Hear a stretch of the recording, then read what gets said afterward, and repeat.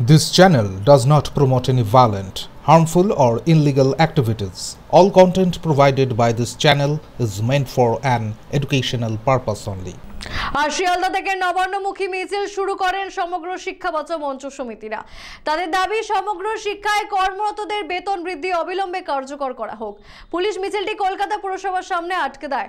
এরপর কর্মীরা রাস্তায় বসে বিক্ষোভ চালান। সংগঠন শিক্ষার অধিকার রক্ষা ও শূন্যপদ দ্রুত নিয়োগের দাবিও তুলেছে।